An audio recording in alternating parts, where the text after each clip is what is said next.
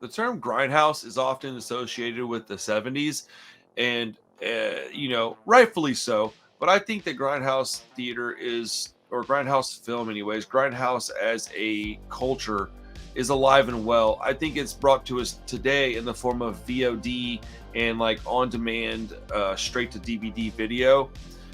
And I like to dig through those piles of movies, and just I watch a lot of stuff, and every now and then I come across one that's so good I have to bring it to you guys. That's what we're going to talk about today. We're going to talk about a movie called No One Lives. It's from 2012. It stars Luke Evans and a cast of like, you know, AAA ball players, like, C-level actors.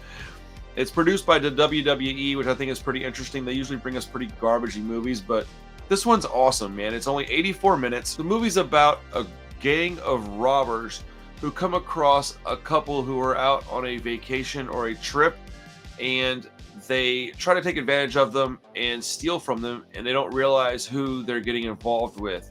And the couple ends up being far more dangerous than the group of people that are stalking them. It is a wild movie. It takes itself real serious, and that makes it so wonderful to watch. Dude, there's so many crazy parts in this movie. I don't even know where to start. So I don't want to tell you everything about the film, but I'll go across some of the major plot points, and then I'll just kind of tell you how I feel about it, as if you can't tell already, right? I love this movie. It's amazing. The bandits come across this couple in a restaurant, and I said bandits, the wet bandits. Anyways, the bandits come across this couple in a restaurant. They had already had an argument before. The hothead guy is starting to like storm out of the restaurant, and he sees the hot girl at the table, so he starts talking to her. And Luke Evans is far more dangerous than this guy realized. And the guy's like, "You're not that guy," and he very much is that guy. And then cooler heads prevail, and the leader of the gang comes over and grabs him and apologizes. He's like, "Man, I'm so sorry." I guess that embarrassed him. So when the couple is leaving the pub, he causes them to get into a car accident, and he kidnaps them and steals their car. He thinks that they're rich or something. I don't really understand what I think he was trying to impress the guy. He made a big boneheaded decision at the beginning of the movie, and he killed a lady, or killed a couple, that it was completely unprovoked, and he shouldn't have done it. And so to I guess make up for that, he kidnaps another couple, and he's thinking like, "Oh, we can sell their car and all their stuff in it." And they don't look in this trailer that this couple's towing, right? If they had just looked in the trailer, they probably would have left these people alone. And so you find out that the couple's been put in this barn, and the leader of the gang, he sends a guy to like kill them, okay, or to go talk. I don't know if he's going to kill them or go talk to them. And he's arguing with the hothead fella, and you find out that the couple's not really. So there's mystery surrounding this couple from the get-go, and they're Luke Evans is tied to a chair. The girl's sitting across from the barn. They're looking at each other, and this big hulking guy, with like the silly chicken hawk and the studded necklace and whatever, is threatening them, and he has a knife up to the girl's neck, and she basically self-exits, self-destructs on this big giant knife, and it infuriates Luke Evans. He ends up breaking out of the restraints and killing the guy that was keeping them in the barn. So when they come to check, that guy's dead, the girl's dead, and the guy's missing, and they're like, "What is going on?" So they pick up the guy that was supposed to be guarding them. He's the brother of the leader of the bandits. Oh man, he's that guy's brother. So they're gonna go.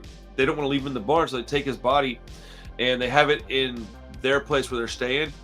And Luke Evans is inside the dude's body. Like, I don't know how else to say it. He comes bursting out of that guy's body, covered in his entrails. It is glorious, dude. He like goes out, and he walks up, and they see he's like watching them from the house. He starts booby trapping them from outside. It's like reverse Home Alone, dude. It's an absolutely bananas movie. It's 84 minutes in length, and it gets going immediately. But this movie is absolutely a blast. This is, as I said earlier, at its core, a grindhouse movie. This represents everything that independent film is Like it's everything that's cool about independent filmmaking.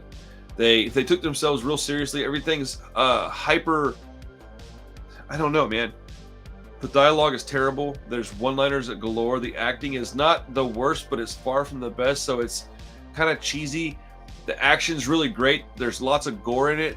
There's some funny lines in the movie. I don't know, man. This is the exact kind of little gem I like to stumble upon, and I really wish more people would watch it. I've talked to a few folks and nobody knew about it. I wanted to make this video so that you could check this movie out. It's showing on Tubi for free with ads. It's also on Roku and Vudu. And you can rent it on Amazon if you don't want commercials. It's on Apple TV as well. So there's lots of ways that you could watch this movie. It's even on YouTube. You could buy it on YouTube for $5.99 and own it. So it's affordable. It's produced by WWE. I think that's freaking hilarious. You can tell it's 11 years old at this point because of the hairstyles, the clothing, and some of the language. It is wonderful. I absolutely love this movie. It's not often that you stumble upon a really low-budget independent movie like this that's just fantastic. Most of the time, they have some cool stuff about them, but like all the gore's in CG or something. No, dude, this is practical effects. It's violent. It's got good fight choreography, a pretty reasonable story. It's tried and true, nothing new. They're not breaking any new ground here, but they didn't mess up the story. It's got some predictable stuff in it. It's got some real cringy stuff in it, which I love. This movie is just as funny as it is badass, so there is that. But anyways, I really enjoy this movie. I would give it like a 9 out of 10 because it is just absolutely fun to watch. If you're a critic of film, you might rip this movie apart because there's going to be objective things that it doesn't do that well. But as far as just throwing on a movie and having a blast, dude, you can't have a whole lot more fun than this if you're into action movies or horror movies. So, like I said, go give it a shot. You can watch it on Tubi for free. You can watch it on Amazon for $3.99. You can even buy it for $5.99. So it's really affordable or free if you want to check it out. This is the kind of movie that I urge you to support because we need more stuff like this. Thank you for hanging out with me for a few minutes today. I'm sorry if I rambled too much, but I just love this movie. Have a great time. We'll see you next time with, I've got some Rob Zombie content coming for you real soon. So just stay tuned, guys. We'll be back real soon. Peace.